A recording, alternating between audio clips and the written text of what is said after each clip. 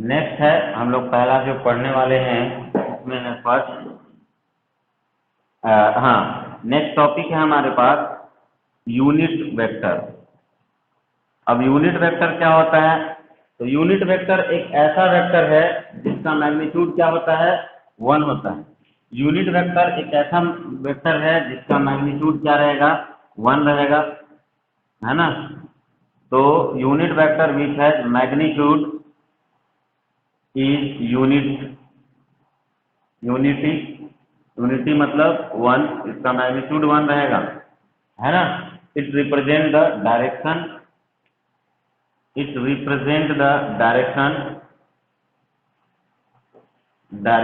ये डायरेक्शन को रिप्रेजेंट करता है ना। It is denoted this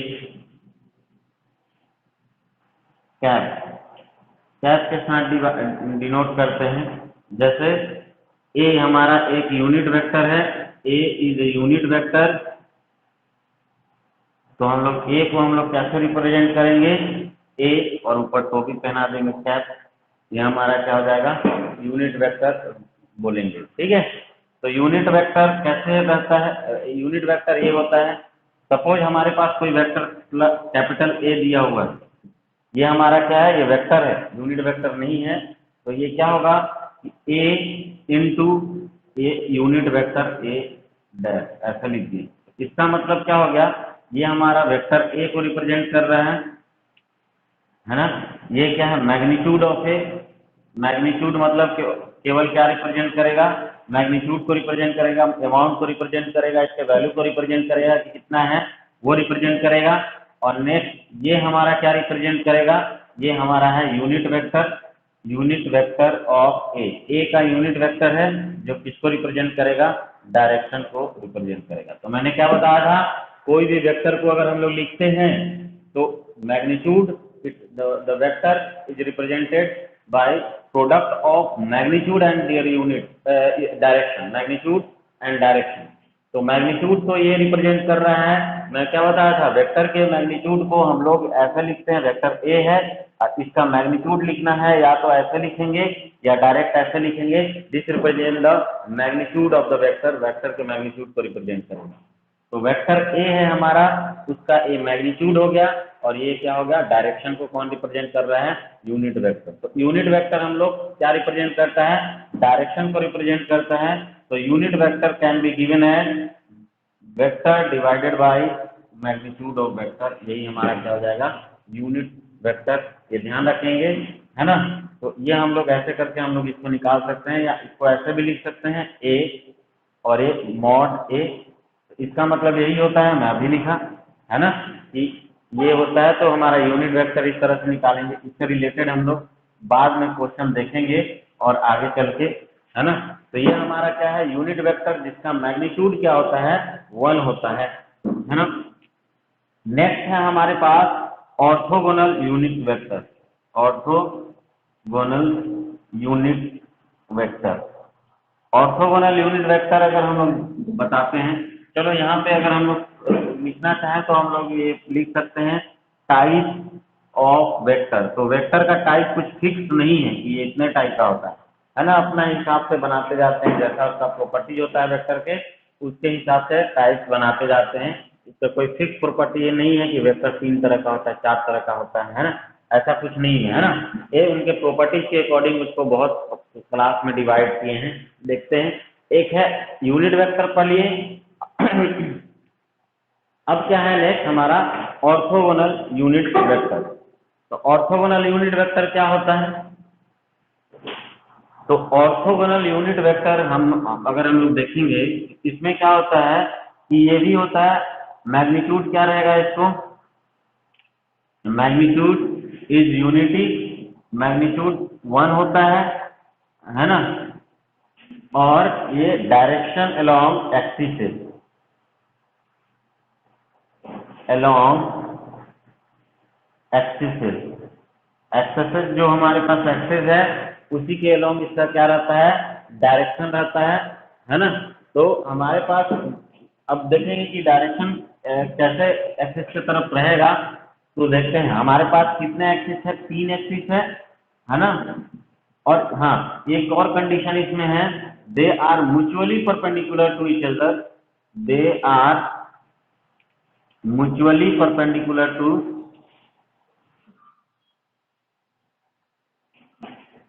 each other, है ना। Mutually perpendicular to each other, mutually perpendicular to each other कहने का मतलब है कि वो क्या रहेंगे, तीनों एक दूसरे से परपेंडिकुलर रहेंगे। सपोज ये मैं ऐसे बनाया फिंगर को, या हम लोग घर के कोने को लेते हैं तो एक इधर लाइन रहता है, 3 लाइन दिखता है हम लोग को घर के कोना पर देखेंगे तो एक ऐसा लाइन दिखता है, देखो ऐसा रहेगा। घर का कोना अगर हम लोग देखते हैं तो इस तरह से 3 लाइन दिखेगा, है ना। ये कोना हो गया, इसको हम लोग एक्स एक्सिस बोलते हैं, ये वाई एक्सिस, और ये क्या जेड एक्सिस। तो एक्स एक्सिस के अलोंग एक यूनिट वेक्टर होता है, एक वाई एक्सिस के अलोंग एक यूनिट वेक्टर होता है, एक जेड एक्सिस के अलोंग यूनिट वेक्टर होता है। एक्स एक्सिस के अलोंग यूनिट वेक्टर को हम लोग आई बोलते हैं, आई कैप। जे वाई एक्सिस के अलोंग को हम लोग जे कैप बोलते हैं, और जेड एक्सिस वाले को हम लोग बोलते हैं के कैप, है ना। तो यहाँ पे 3 हमारे पास नए वेक्टर आए जो यूनिट वेक्टर है, तो इनका ए कैप क्या है, unit vector along, unit vector along X axis, x axis के तरफ यूनिट वेक्टर है, और मालूम है कि यूनिट वेक्टर का मैग्नीट्यूड कितना होता है, 1 होता है, तो इसका वैल्यू 1 है।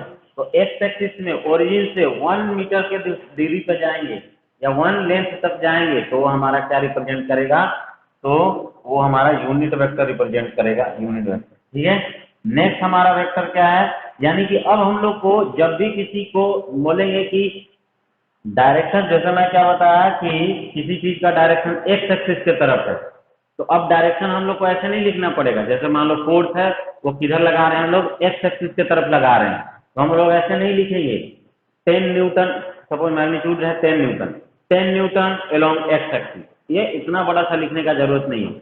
अगर हम लोग को लिखना है वेक्टर को तो डायरेक्ट हम लोग क्या लिख देंगे, 10 न्यूटन आई कैप। 10 न्यूटन आई कैप क्या रिप्रेजेंट कर रहा है, ये अगर न्यूटन बाद में भी लगाएंगे तो ये फोर्स रिप्रेजेंट कर रहा है, जो किस डायरेक्शन में लग रहा है, एक फोर्स रिप्रेजेंट कर रहा है जो क्या बता रहा है कि एक्स एक्सिस में लग रहा है। सिमिलरली जे को देखेंगे, जे कैप को अगर देखते हैं तो जे कैप भी एक यूनिट वेक्टर है, जिसका जो अलोंग किस डायरेक्शन में है, along Y axis, Y axis की तरफ। सिमिलरली के भी हमारा एक यूनिट वेक्टर है जो क्या रिप्रेजेंट किस डायरेक्शन में, अलोंग जेड एक्सिस में रिप्रेजेंट कर रहा है ना। और इनका जे कैप का भी मैग्नीट्यूड जो होता है वो भी 1 होता है, के कैप का भी मैग्नीट्यूड क्या होता है, 1। तो सबका मैग्नीट्यूड, क्योंकि ये यूनिट वेक्टर है तो इसको हम लोग ऑर्थोगोनल यूनिट वेक्टर बोलते हैं। Orthogonal unit vector are the unit vector which are mutually perpendicular to each other, है ना। They are of 3 types, 3 along X axis, Y axis and Z axis. 3 तरह से रहेगा, एक्स एक्सिस की तरफ, Y axis की तरफ एंड जेड एक्सिस की तरफ। It is represented by I cap, J cap and K cap, है ना। Its magnitude are, their magnitude are 1 respectively, सबका 1 ही रहता है ना। तो ये ध्यान रखेंगे, म्यूचुअली परपेंडिकुलर का मतलब एक दूसरे से 90 डिग्री एंगल बनाते हैं, परपेंडिकुलर रहते हैं। जैसे एक्स वाई से 90 डिग्री एंगल बनाएगा, एक्स जेड से 90 डिग्री एंगल बनाएगा, जेड वाई से भी 90 डिग्री एंगल बनाएगा। तो मैं क्या बताया, आई और जे यूनिट वेक्टर किसको रिप्रेजेंट करता है, एक तरह से डायरेक्शन को रिप्रेजेंट कर रहा है। जैसे मैं क्या बताया कि अगर किसी ऑब्जेक्ट पे 10 न्यूटन फोर्स लग रहा है, और 10 मीटर फोर्स किधर लगा रहे हैं हम लोग, एक्स एक्सिस पे लगा रहे हैं, तो ये हमारा ऑब्जेक्ट है, इस पे इधर हम लोग 10 न्यूटन फोर्स लगा रहे हैं, तो हम लोग इसको रिप्रेजेंट कैसे करेंगे, तो फोर्स इक्वल टू 10 न्यूटन किस डायरेक्शन में है, 10 न्यूटन एक्स एक्सिस में है तो आई डायरेक्शन में लिखेंगे, या 10 आई और ऐसे न्यूटन लिखेंगे। तो इसका मतलब आई जैसे लिख दिए तो तुरंत दिमाग में आ जाएगा अरे ये एक्स एक्सिस की तरफ, आई दिखा हम लोग बोलेंगे अरे ये तो एक्स एक्सिस के तरफ है, ठीक है। तो ये एक्स एक्सिस के तरफ, एक्स एक्सिस की तरफ रिप्रेजेंट करता है। सिमिलरली किसी ऑब्जेक्ट पे एक ग्रेविटेशनल पुल लगता है, वो नीचे डायरेक्शन में लग रहा है ना। तो नीचे डायरेक्शन में लग रहा है तो क्या बताया ये वाई एक्सिस तो ऊपर होता है, तो यहाँ पे अगर फोर्स देखेंगे तो हमारे पास फोर्स लगा M G, M into G, mass into acceleration due to gravity, गुरुत्वीय त्वरण, है ना।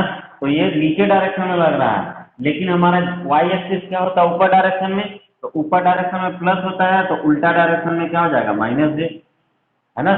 तो हम लोग अगर हम लोग इस डायरेक्शन ऐसा बात करते हैं, ध्यान से देखेंगे, अपोजिट डायरेक्शन का अगर हम लोग बात करते हैं, जैसे ये अपोजिट डायरेक्शन का अगर बात करते हैं तो ये माइनस एक्स एक्सिस है, ये माइनस एक्स एक्सिस है, ये माइनस वाई एक्सिस है, और ये माइनस जेड एक्सिस है। तो इन डायरेक्शन में हमारा यूनिट वेक्टर जो रहेगा वो रेस्पेक्टिवली क्या रहेगा, ये माइनस जे, माइनस आई, और ये क्या लिखेंगे माइनस के। तो माइनस आई माइनस जे माइनस के क्या रिप्रेजेंट कर रहा है, अपोजिट डायरेक्शन में रिप्रेजेंट कर रहा है। तो अब इसको हम लोग क्या लिख सकते हैं, माइनस एम जी, और ये जे मतलब क्या रिप्रेजेंट कर रहा है कि वाई एक्सिस पे है, वाई एक्सिस के अलाउंड है, और ये माइनस साइन रिप्रेजेंट कर रहा है opposite to the Y axis, यानी नेगेटिव वाई एक्सिस की तरफ है, नीचे की तरफ।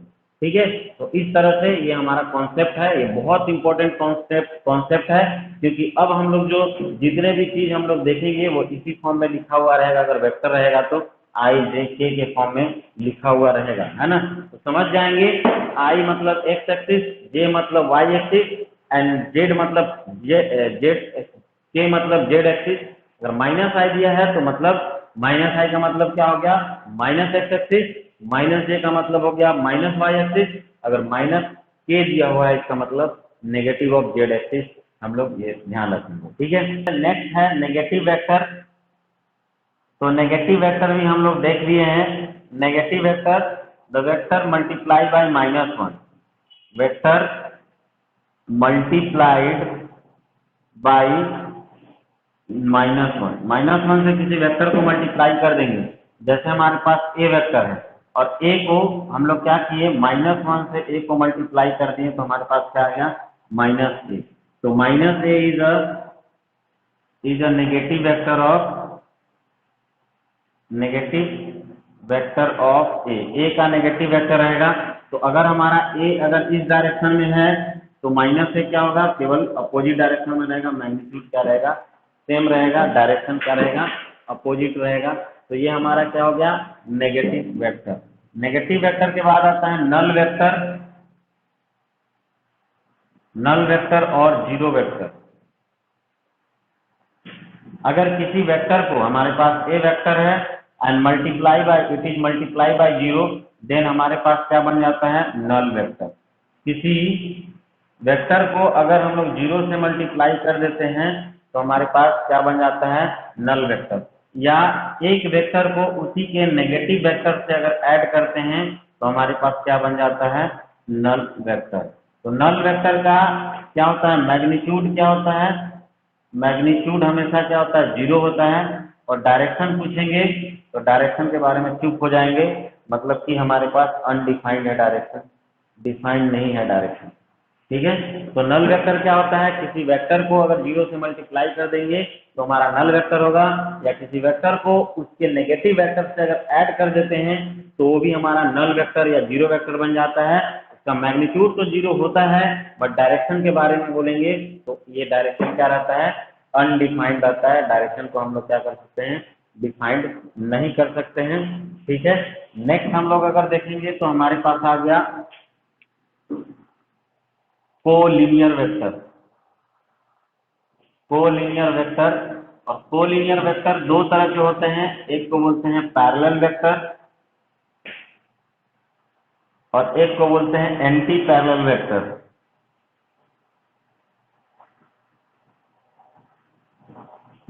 कोलिनियर वेक्टर मतलब अगर कोई वेक्टर दूसरे वेक्टर के डायरेक्शन सेम है, डायरेक्शन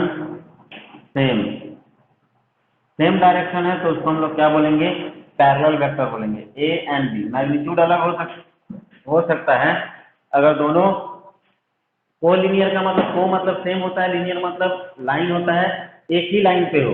तो कोलिनियर मतलब मैं क्या बोलता हूँ वेक्टर को शिफ्ट कर सकते हैं, ए को हम लोग अगर यहाँ शिफ्ट कर दें, इसके पैरेलल है ही है तो ये यहाँ पे पैरेलल शिफ्ट कर देंगे तो एक ही लाइन पे आ जाएगा। तो एक ही लाइन पे ये रहता है पैरेलल कोई भी रहेगा एक ही लाइन पे बताइए angle between A and B, angle between A vector A and B, A और बी के बीच में एंगल कितना है, तो क्या बताएंगे बताओ, तो एंगल कितना है, तो ये 0 एंगल है, पैरेलल है ना, तो ए पैरेलल टू बी, तो ये क्या हो गया, एंगल कितना हो जाएगा, angle between them is 0 degree रहेगा एंगल, ठीक है। तो ऐसा रहेगा, ऐसे भी इसको बना सकते हैं, वेक्टर ए ऐसे है और वेक्टर बी ऐसे है, डायरेक्ट लीनियर कोलिनियर को रिप्रेजेंट करता है। एंटी पैरेलल कहने का मतलब कि पैरेलल ही रहेगा लेकिन क्या रहेंगे, पैरेलल ही रहेंगे, बस डायरेक्शन क्या रहेंगे, अपोजिट रहेंगे, opposite, just opposite direction. Opposite direction कहने का मतलब कि जस्ट उल्टा डायरेक्शन हुआ, उसी को अपोजिट बोलते हैं। अगर एंगल बिटवीन पूछेंगे, angle between vector A and vector B, A और बी के बीच में अगर एंगल पूछेंगे, इनके बीच में कोण कितना बना, तो वो कितना हो जाएगा 180 डिग्री, है ना। एक्चुअली अगर कोलिनियर एक ही लाइन से जब करेंगे तो ये ऐसा हो जाएगा, और इन दोनों के बीच का एंगल कितना हो गया 180 डिग्री, तो ये 180 डिग्री एंगल हो गया, ये एंटी पैरेलल हो जाएगा, है ना। तो दो जस्ट अपोजिट डायरेक्शन में रहेंगे तो एंटी पैरेलल, और सेम डायरेक्शन में रहेंगे तो पैरेलल वेक्टर। तो this is the collinear vector, इसको कोलिनियर वेक्टर बोलते हैं, है ना। इसका स्क्रीनशॉट ले लो। नेक्स्ट हम लोग देखते हैं आगे,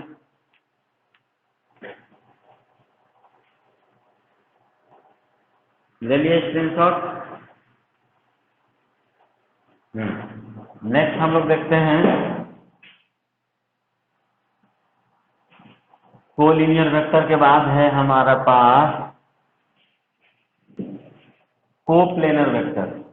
ये सबका कंडीशन हम लोग बाद में देखेंगे, कोलिनियर वेक्टर कब दो कोलिनियर वेक्टर होंगे, कब कोप्लेनर वेक्टर होंगे, वो आगे हम लोग देखेंगे, है ना। तो condition coplanar vector, coplanar vector जब वेक्टर एक ही प्लेन में लाई करे उसको हम लोग कोप्लेनर वेक्टर बोलते हैं। तो सबसे पहला, two vectors are always in plane, in a plane, या इन अ प्लेन, एक ही प्लेन में होते हैं तो they are coplanar, they are always coplanar.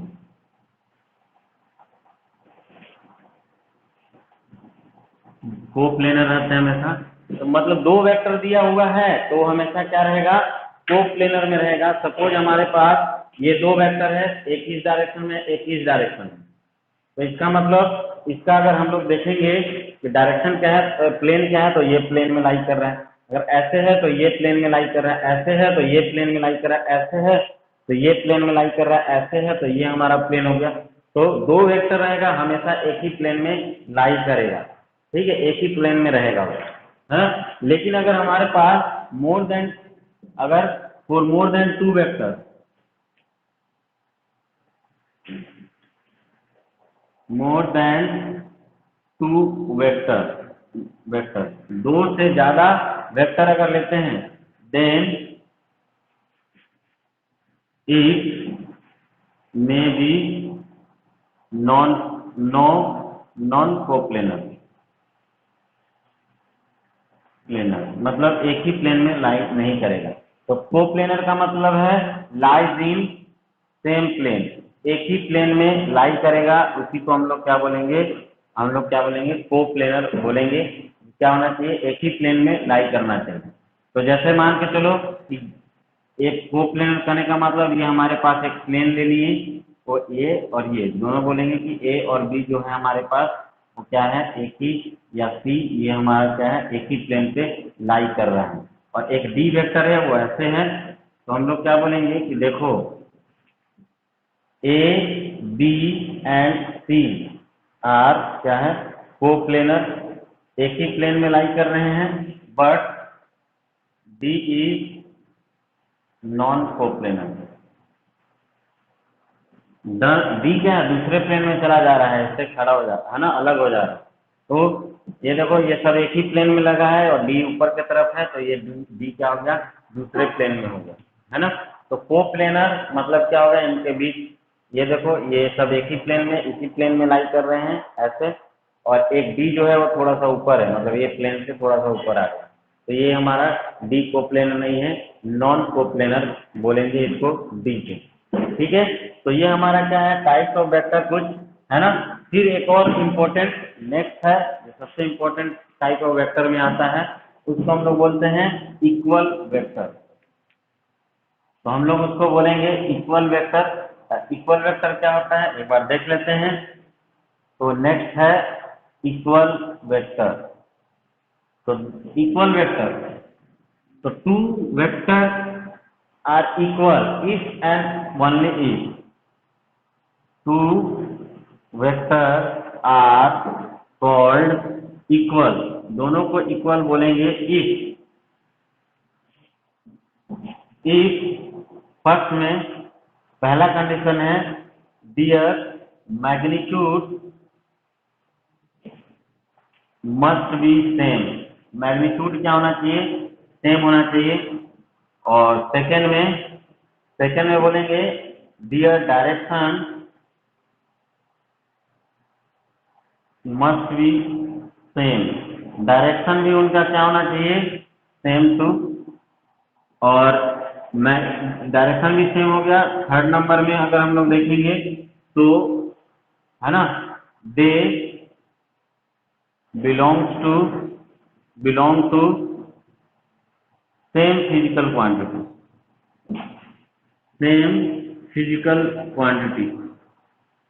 They belong to same physical quantity. मतलब क्या होना चाहिए कि अगर दो वेक्टर बोलेंगे इक्वल है, तो इक्वल तब रहेगा जब दोनों सेम फिजिकल क्वांटिटी है। यानी कि ए और बी दो वेक्टर लिए हैं, तो ए अगर फोर्स है तो बी भी फोर्स होना चाहिए, ए अगर वेलोसिटी है तो बी भी वेलोसिटी होना चाहिए, ए अगर एक्सेलरेशन है तो बी भी क्या होना चाहिए, एक्सेलरेशन होना चाहिए। उनका मैग्नीट्यूड सेम होना चाहिए। अगर ए मान लो कि 25 न्यूटन है तो बी भी 25 न्यूटन होना चाहिए, सी भी क्या होना चाहिए, 25 न्यूटन होना चाहिए, है ना। और तीसरा चीज कि उनका डायरेक्शन भी क्या होना चाहिए, सेम होना चाहिए, मतलब सेम ही डायरेक्शन में होना चाहिए, ए बी एम जो भी हमारा वेक्टर रहेंगे तो वो सेम, तभी हमारा क्या होगा, ये वेक्टर क्या आएंगे, इक्वल वेक्टर कहलाएंगे।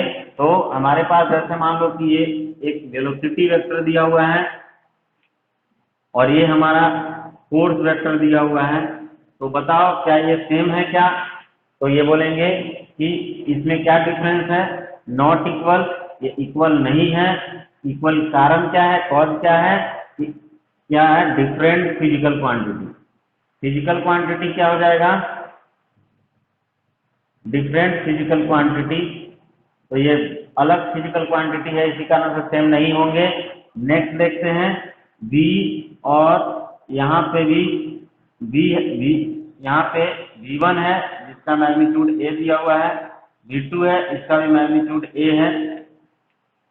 तो क्या V1 V2 सेम है, तो हाँ, V1 vector equal to V2 vector, magnitude भी सेम है और दोनों का डायरेक्शन भी सेम है, तो ये दोनों क्या हो जाएंगे, बराबर इक्वल वेक्टर कहलाएंगे। ठीक है, फिर से देखते हैं, अगर हमारे पास कोई ये वेलोसिटी V1 दिया हुआ है और ये हमारे पास V2 दिया हुआ है, V1 का मैग्नीट्यूड कुछ और है, V2 का मैग्नीट्यूड कुछ और है, दोनों क्या है, अलग अलग है ना। यहाँ देखो V1 और V2 क्या है, दोनों का मैग्नीट्यूड, मतलब इसका मैग्नीट्यूड सेम है और डायरेक्शन भी दोनों सेम डायरेक्शन में, तो दोनों इक्वल वेक्टर हो गया। यहाँ पे जब देखेंगे तो V1 छोटा है और V2 बड़ा है, तो मैग्नीट्यूड क्या है, अलग अलग है। तो vector V1 is not equal to V2, क्योंकि मैग्नीट्यूड क्या हो गया, यहाँ पे डिफरेंट हो गया,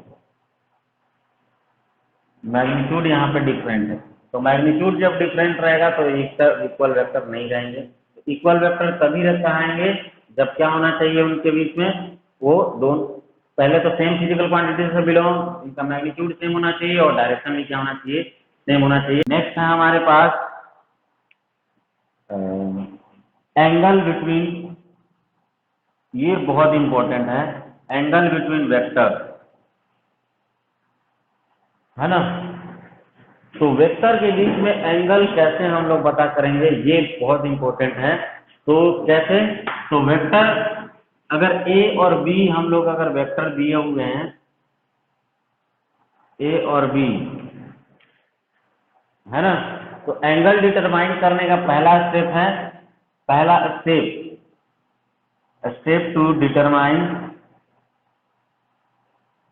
angle between A vector and B vector. कोई ए और दो, दूसरा एंड बी, दो वेक्टर दिया हुआ है, उसका स्टेप क्या है? तो पहला स्टेप ज्वाइन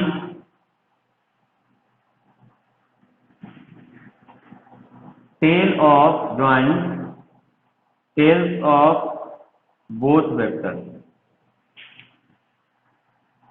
और टेल्स और हेड्स ऑफ बोथ वेक्टर, है ना।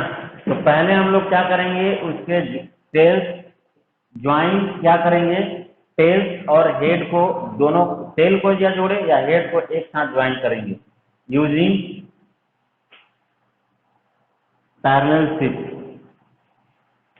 शिफ्ट वेक्टर में कर सकते हैं ना। तो पैरेलल शिफ्ट करके हम लोग क्या कर सकते हैं, उसके हेड को या टेल को ज्वाइन करना है। और सेकंड में क्या करना है ना, the small inclination between them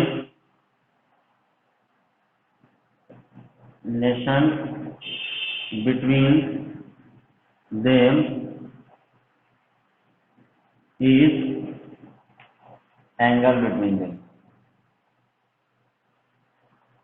तो उनके बीच में जो स्मॉल इंक्लिनेशन रहेगा वही हमारा क्या रहेगा, वेक्टर रहेगा। तो वही उनका क्या रहेगा, एंगल रहेगा, छोटा वाला इंक्लिनेशन।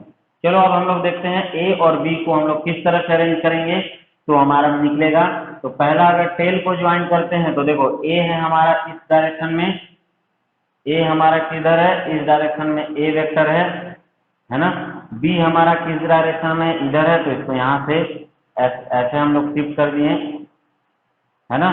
तो देखो ए और बी के दोनों के टेल को एक साथ जोड़ दिए और ये एंगल बन रहा है और एक ये, तो हम लोग को छोटे वाले को लेना है। ये छोटा वाला इंक्लिनेशन ये है, तो ये हमारा हो जाएगा theta. Theta is the angle of, क्या हो गया, angle between A and B, तो इसको मान लिए थीटा। नेक्स्ट क्या कर दिए, बोलेंगे हम इससे सेटिस्फाइड नहीं है, हमको टेल को ज्वाइन करना है। तो टेल को ज्वाइन करते हैं तो बी हमारा ऐसा है, ए को शिफ्ट ला के यहाँ पे रख देते हैं, ए को मैं यहाँ पे ला के रख दिया, तो ये एंगल आया क्या, थीटा 2, इनका जो छोटा वाला है थीटा 2। जब मेजर करोगे या तो टेल को ज्वाइन करें या हेड को ज्वाइन करें, दोनों केस में थीटा 1 और थीटा 2 क्या रहेंगे, बराबर आएंगे, सेम आएंगे, है ना। तो ये है एंगल बिटवीन टू वेक्टर, दो वेक्टर के बीच में एंगल तभी हम लोग फाइंड कर सकते हैं जब उसको क्या करेंगे, उसके दोनों हेड को एक साथ कंबाइन करेंगे या दोनों टेल को एक साथ कंबाइन करेंगे। जैसे हमारे पास दिया हुआ है, find what is the angle between A and B, दो वेक्टर दिया हुआ है, उनके बीच का एंगल निकालना है कि उनके बीच का एंगल कितना होगा। ए एंड बी वेक्टर दिया हुआ है और ये हमारे पास है 150 डिग्री, तो बोलेंगे ए और बी के बीच के एंगल कितना है। तो ऑप्शन आ रहा है हमारे पास, फर्स्ट ऑप्शन है ए 150 डिग्री, सेकेंड ऑप्शन है 30 डिग्री, सी थर्ड ऑप्शन है 360 सॉरी 210 डिग्री, है ना। और फोर्थ ऑप्शन क्या है, 30 A NOTA, none of the above. तो बताओ इसमें कौन सा ऑप्शन होगा, कोई बताएगा।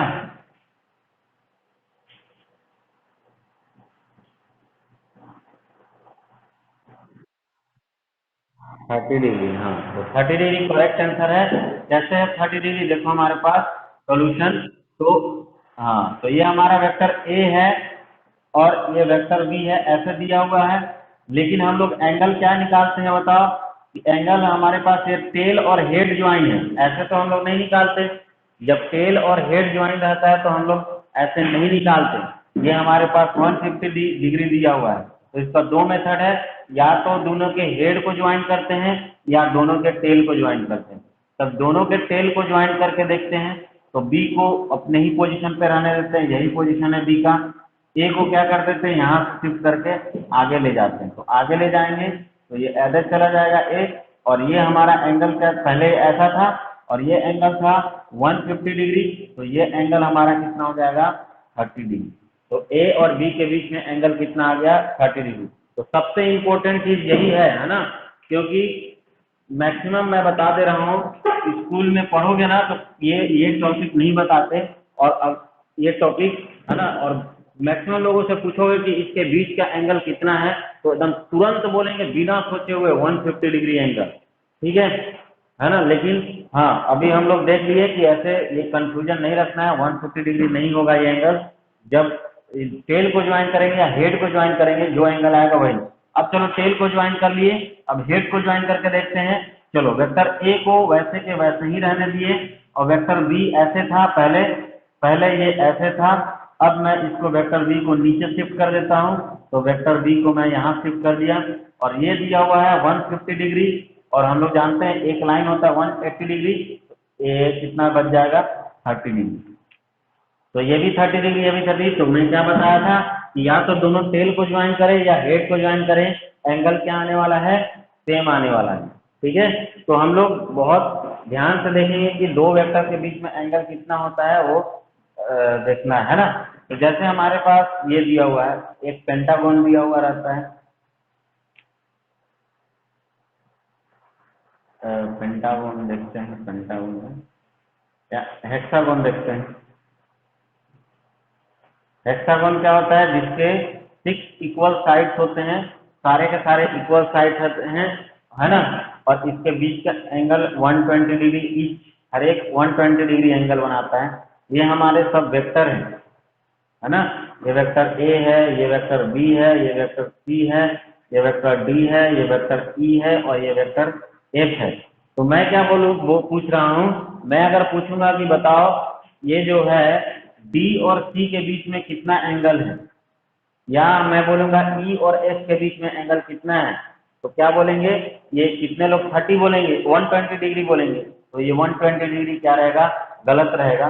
ये हमारा एंगल कब होगा, जब इसको हम लोग आगे शिफ्ट करेंगे। ये देखो, ये हेड और टेल ज्वाइन है, हेड और टेल ज्वाइन रहता है तो एंगल नहीं डिफाइन होता है, ज्वाइन होना चाहिए हेड और हेड या टेल और टेल। तो हम लोग क्या है, ये एंगल 120, हर एक एंगल 120 डिग्री होगा, तो ये 120 डिग्री है, तो ये एंगल कितना आया, तो ये एंगल आएगा 180 माइनस 120, मतलब कितना आ जाएगा 60 डिग्री। तो सब एक दूसरे से कितना 60 डिग्री पे है। तो angle between vector A and B, angle between vector A and vector B is कितना है 60 डिग्री, या C and D is 60 degree, D and C is 60 degree, and C and D is 60 degree. अगर A और B के बारे में पूछते हैं, angle between A and D, angle between A and D, vector A and D, तो vector A इधर है और डी इधर है, तो इनके बीच का एंगल कितना हो जाएगा, वेक्टर ए इस डायरेक्शन में है इधर और वेक्टर डी इधर, तो इनके बीच का एंगल हो जाएगा 180 डिग्री, एक दूसरे से 180 डिग्री बना रहे हैं। अब मैं वेक्टर ए और वेक्टर ई के बारे में पूछता हूँ, वेक्टर ए और वेक्टर ई के बीच में क्या एंगल है वो देखते हैं। तो वेक्टर ए और ई के बीच में angle between vector A and vector E, vector A और वेक्टर ई के बीच में एंगल अगर हम लोग देखेंगे तो देखो, अगर हम लोग